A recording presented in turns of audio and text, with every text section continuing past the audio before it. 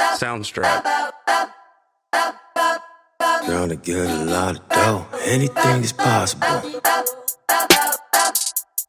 Turn me up in the headphone. Soundstrap. Yeah. Trying to get a lot of dough and dirt through all the obstacles, cause anything is possible. Yeah. Oh man, I got a lot of gold. Stack that bread and vomit nose. Anything is possible. Yeah. Welcome back to the XandO Sports Show. I'm your host, Ricky G. Stanley. I hope everyone is doing well. Please forgive me, just getting over a summer cold, but it hasn't stopped me. We got an opportunity to go watch some games, check out some events. Had an opportunity to visit the palace that Tebow built. Yes, I went to Gainesville. First off, it's a very nice campus. I'm a Miami Hurricanes fan. Hey, I got to give them their credit. That was a very nice campus I got to check out. The students have no reason at all to leave campus. They got bowling alleys. Of course, they got game rooms. They got restaurants inside and outside. I'm looking like, good Lord, they got plenty of places to relax. Like, if you are a nature person and want to be at one in chi, in chai, or whatever you want to do it, yoga, you can do it over there too. It was very nice. Got to check out the stadium, and I got into the press box where the media actually sit at during the game. They call the game, so I thought that was pretty cool. One other thing about that campus is it's about 3 miles, so my calves was rocking walking through there. I was okay because of adrenaline and walking, whatever, but it got up to 80 degrees, and I'm paying for it now. So,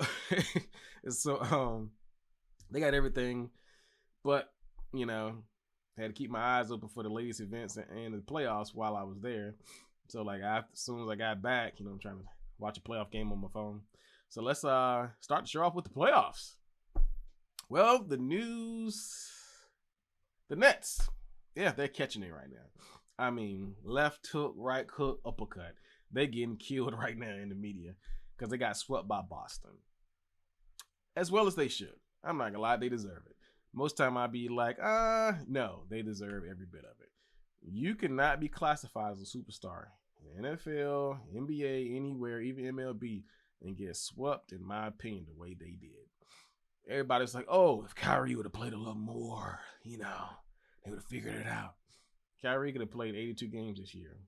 Jason Tatum would have still gave them buckets.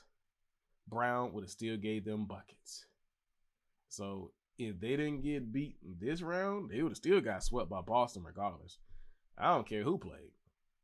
James Harden was out. I mean, he's no longer there, so it's not like that would have made a big difference. They would have got beat regardless by Boston. First round, they was like, oh, but if you do the math correctly, if my math correct, they had 2 healthy superstars. I don't care if they didn't play together all the time. That's fine. Because if I'm mistaken, they played together before. So it ain't that hard to figure it out. Now, I know that, most people are like, well, it's hard, you need the chemistry. That's cool, but it wasn't like they got blowed out every time. A lot of this was just the fact that Kevin Durant plays a certain way. He's going to get to his spot. He's going to take his shots, which is fine. But when that doesn't work, Kevin Durant, what's your go-to play? What is your go-to play? You don't finish at the cup. You spotting up from three-point land, off a transition all the time. You ain't got Draymond Green and Golden State out there running underneath the goal for you. No, doesn't work. So, one thing that Kevin Durant is seeking, and he would never, ever, ever get, is validation. You will not get validation from the Brooklyn Nets. You will not find it there. He did not get it in Golden State. He won 2 titles for them. His response was, they don't love me like they love Steph. Of course, they didn't draft you. And they was already winning when you got there. So, of course, they didn't. So, you're not going to get it there. You didn't get it in Golden State. The best thing you can do if you want validation in this world, because you act like, social media, he's tough. If you want validation, the best thing you can do is go back to Oklahoma City one day and finish your career there. They'll love you there. Not immediately, but they will. That's where you were born and raised, basketball-wise. That's the best thing of validation you can get. You're not going to get it from Brooklyn. Good luck with that. And as for Kyrie, stop saying the earth is flat. It's not. That's why you can't close out games, because you're so worried about the earth being flat. I I just don't understand that guy sometimes. And sometimes he plays like the best thing since sliced bread, but when he gets cold, he is cold. They got smoked. Like I said, Kyrie Irving, you're going to have to figure something out. Do you want to play basketball for the Nets or not? Because you hung out Kevin Durant this year very badly. So, it's tough. But shout out to Boston. They had a very good strategy on how to play them. Kevin Durant, he's going to shoot. He's going to miss some. But the thing is, when you capitalize and make him play on defense as well, you're going to win. They play very good defense on him. I was a little nervous when Jason Tatum got fouled out. I'm thinking, like, he's a superstar. You can give him his 6th foul? Come on, ref. But, it's very entertaining to watch.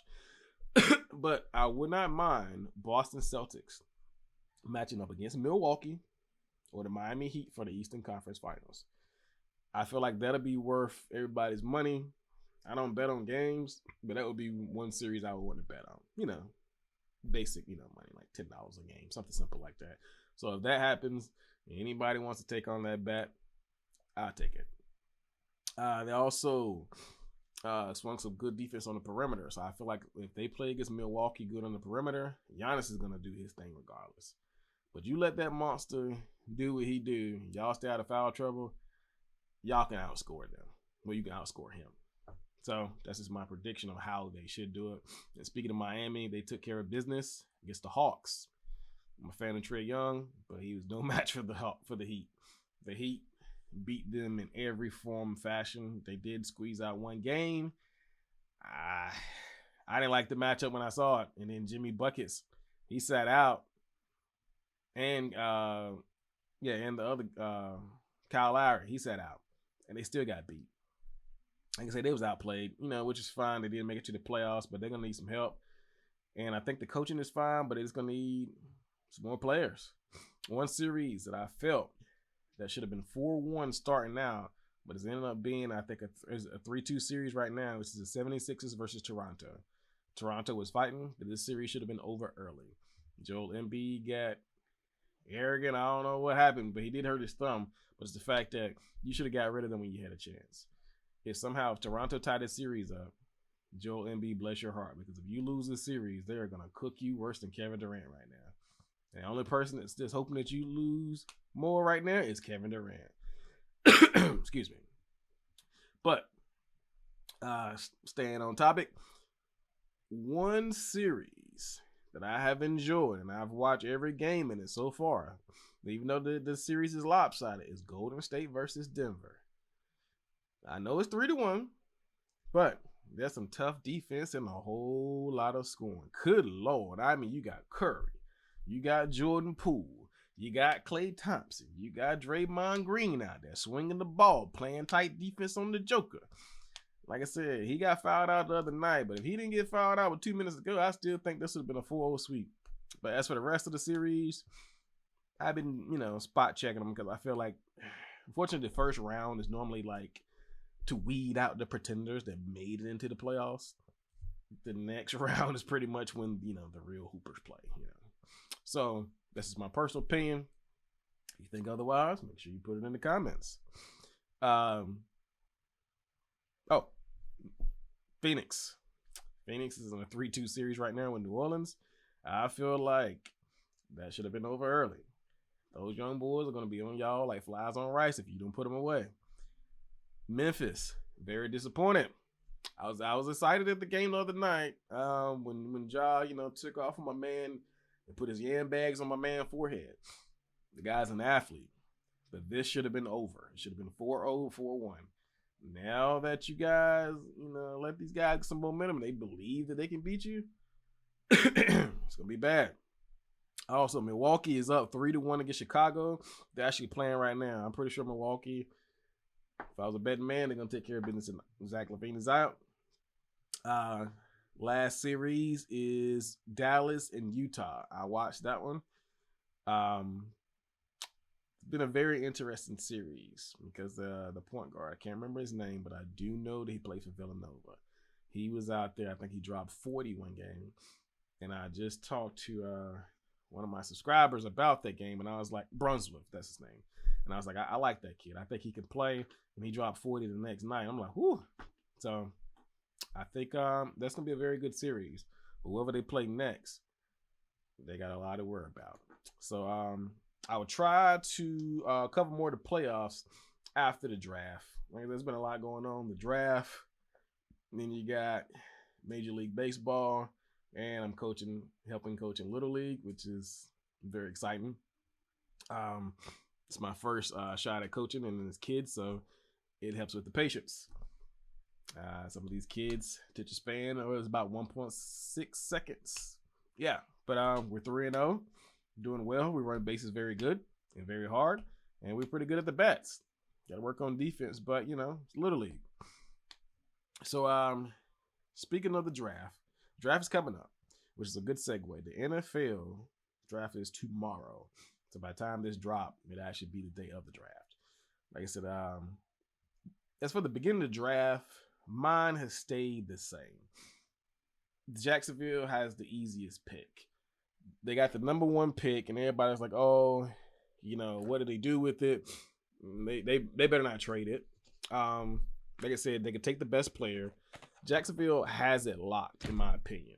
Just don't screw it up. You got the option to take one of 3 players. I don't think you can go wrong with either 3. But as for my personal opinion, the player that I had chosen was pretty much the same guy. The kid out of Michigan. Aiden. Yeah, that's his name. Aiden Hutchinson. Like, he gives me the Joey Bosa / TJ Watt type vibes. I think Joey Bosa is probably how he's going to start out, but if he gets more explosive, I feel like he'll be more of a TJ Watt. He has that lean build on it. He can put a little bit more muscle and be more explosive. Joey Bosa is pretty good, but he's not as explosive as TJ Watt, but he can definitely get the job done with his hand in the dirt. TJ's more, he stands up most of the time, and sometimes, he'll get down in 3-point stance and get busy. But like I said, if he stays healthy, I think he's a pretty solid pick. You can't go wrong. It's a safe pick. But the thing is, everybody you got to knock it out of the ballpark. They need so many holes plugged, and they need a safe pick. Like, okay, this guy's going to get me 9 to 10 sacks in his first 2 years back to back. That is very solid. But the thing is, if you go out and go get some home run player or something worse, like he goes and get hurt, or he just don't pan out, then, you're back to square one. Like I said, safe pick, solid pick. Nothing against the kid from Georgia, but this has just been my consistent pick since day one. I think they should go get Aiden Hutchinson. Now, as for Detroit, now y'all got some stuff on your hands. You better not mess this up, because y'all stay in the top 5 pick. Excuse me. So, with Detroit, you need to get Trayvon Walker, which would be the he's the defensive end / defensive tackle from Georgia, or go and get the kid from NC State. You can't go wrong with either one of those kids. Like I said, the NC State kid, I want to say he's like 6'7". Like I said, nothing outside of those 2 picks.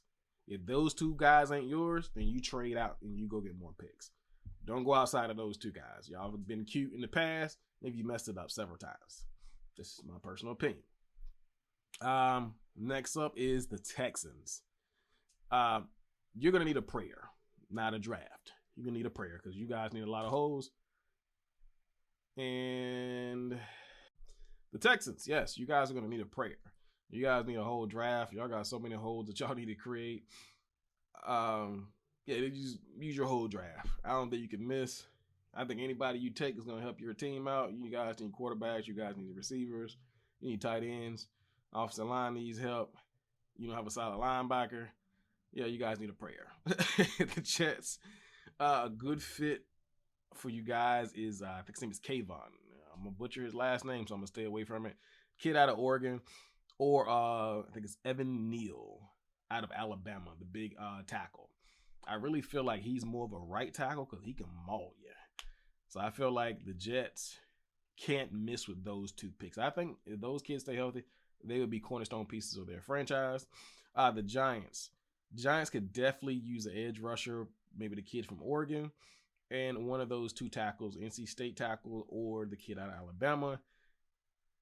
Carolina, I'm tell you this right now. Malik Willis ain't it. He is not your answer. So you might want to go ahead and skip that guy. I would say go after the corner from Cincinnati. You got the kid last year that was pretty solid. I think his name Horton. Yeah, Horton was pretty solid last year, but the thing is he was hurt. He's going to come back solid this year.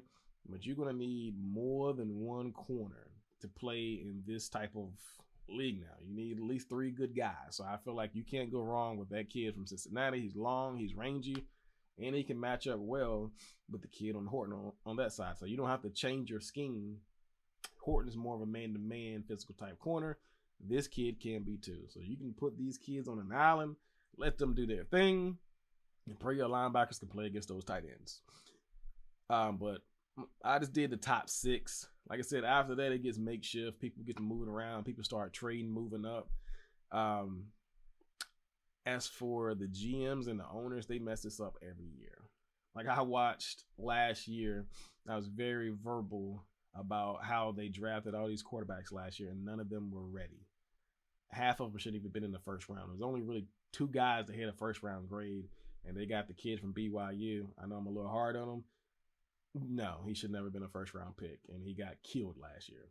The kid out of the 49ers didn't even play last year. Justin Fields got smacked around a lot. Jones, he played okay, but the thing is they kept him inside the box the entire season. So, like I said, that's how you should play a rookie if he's not able to carry the team, which is fine. But, like I said, they're going to do the same thing this year. Hopefully they don't, but if they do, I'm going to see a lot of terrible young quarterbacks. But as for my Philadelphia Eagles, hey, GMs, fans, don't embarrass me tomorrow. We don't need to pick nobody that we don't know who it is. Like when we drafted Rager years ago, I watched a lot of football. I didn't know who Rager was. He was a punt returner for TCU. He played okay as a receiver. Jalen Rager hit 200 yards receiving, and he played most of the games last year. So we don't need no more guys like that. They're talking about going to get the kid from USC. They think he broke his ankle last year. I really ain't a fan of him either. So, excuse me.